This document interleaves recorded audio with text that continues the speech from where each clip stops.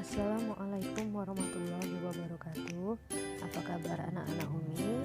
Semoga anak-anak Umi semua selalu dalam keadaan sehat dan dalam lindungan Allah Subhanahu wa Ta'ala.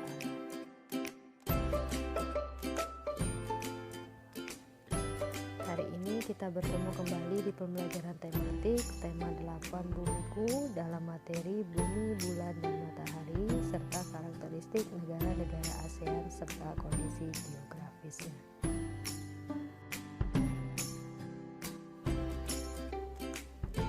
Rotasi bumi. Rotasi bumi merupakan perputaran bumi pada porosnya. Rotasi bumi dapat dibuktikan dengan mengamati gerak semu matahari.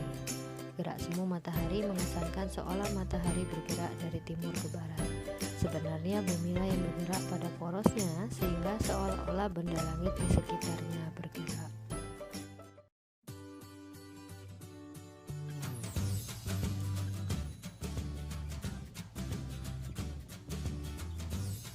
Akibat dari rotasi bumi: 1. Terjadinya siang dan malam. 2.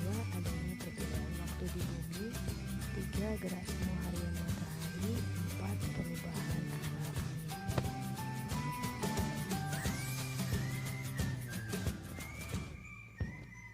Garis lintang dan bujur.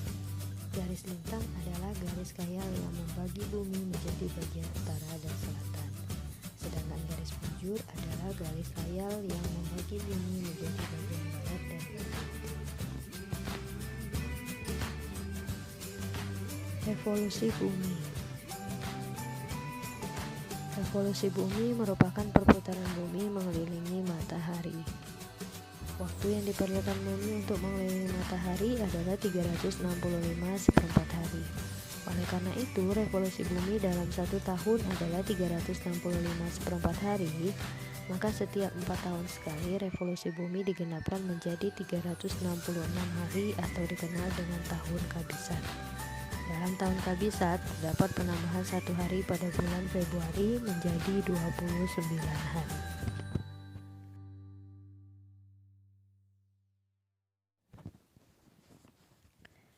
Pengaruh revolusi bumi. 1. Penanggalan kalender Masehi yang memiliki jumlah hari dalam setahun sama dengan kala revolusi bumi, yaitu 365 atau 366 hari.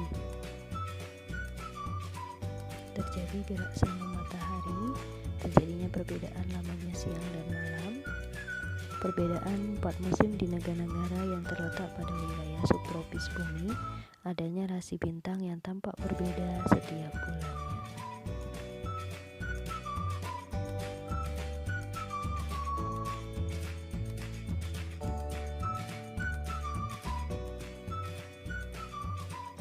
Rotasi bulan adalah gerakan bulan bergerak berputar pada porosnya. Revolusi bulan adalah gerakan bulan mengelilingi bumi. Bulan bersama bumi juga mengelilingi matahari. Waktu yang dibutuhkan bulan untuk rotasi hampir sama dengan waktu revolusinya.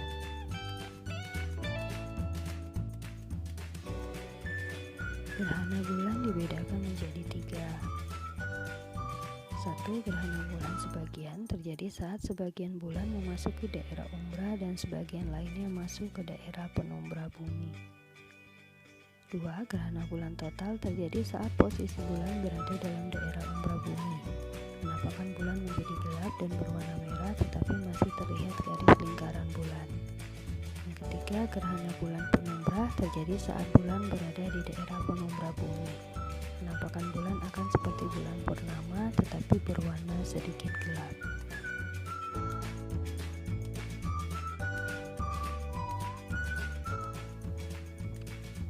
Gerhana matahari.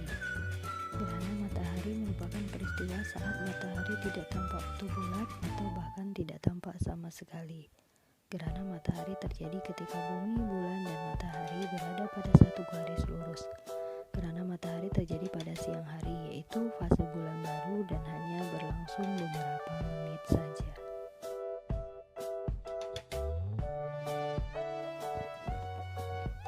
Gerhana matahari terbagi 3. Gerhana matahari total terjadi pada daerah umbra. Gerhana matahari total selalu diawali dan diakhiri oleh gerhana matahari sebagian. Gerhana matahari cincin terjadi pada daerah penumbra. Posisi bulan berada pada titik terjauh dari matahari.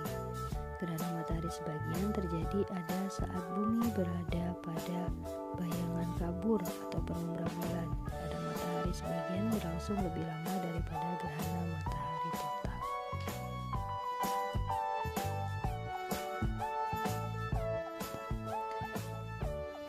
Berikut tabel perbandingan proses terjadinya gerhana bulan dan gerhana matahari.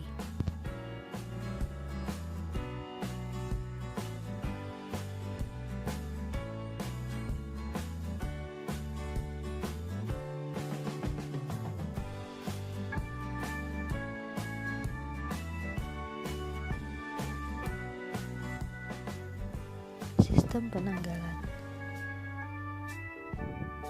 Penanggalan Masehi adalah sistem penanggalan menggunakan dasar revolusi bumi, sedangkan penanggalan Hijriyah adalah sistem penanggalan menggunakan dasar peredaran bulan. Dalam kalender Masehi, satu tahun terdiri dari 12 bulan, dan setiap bulannya terdiri dari 30 atau 31 hari, kecuali bulan Februari hanya 28 hari, sisa seperempat hari dari setiap tahun dikumpulkan selama 4 tahun menjadi satu hari dimasukkan ke bulan Februari yang biasanya 28 hari menjadi 29 hari. Berbeda dengan tahun Masehi, sistem penanggalan tahun Hijriyah didasarkan pada revolusi bulan. Bulan mengelilingi bumi dalam satu bulan selama 29,5 hari. Dalam satu tahun ada 12 bulan, maka jumlah hari dalam satu tahun Hijriyah adalah 354 hari.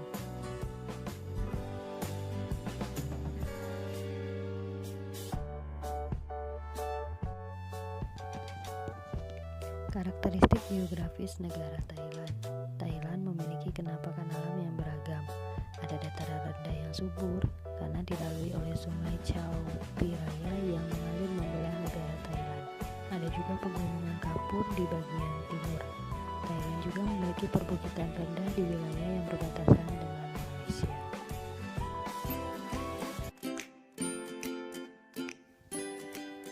Masyarakat Thailand memiliki interaksi sosial yang baik berdasarkan asas kekeluargaan. Selain itu, negara Thailand juga menjalin interaksi dengan negara luar untuk mendorong kemajuan negara dalam bidang ekonomi dan politik. Pengaruh interaksi tersebut tercermin dari berbagai kemajuan dalam kehidupan masyarakat Thailand. Kondisi geografis negara Singapura. Wilayah Singapura sebagian besar berupa dataran rendah seperti perbukitan. Wilayah negara Singapura sangat sempit. Oleh karena itu, beberapa wilayah di Singapura melakukan penambahan daratan untuk permukiman warga.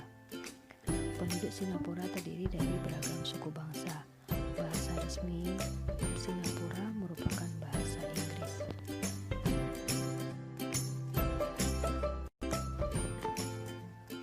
Keadaan sosial budaya negara Indonesia. Indonesia memiliki kondisi geografis berupa kepulauan. Setiap pulau memiliki kenampakan alam yang berbeda-beda yang menyebabkan Indonesia memiliki suku bangsa serta kebudayaan yang beragam. Kondisi geografis mempengaruhi pola interaksi masyarakat Indonesia.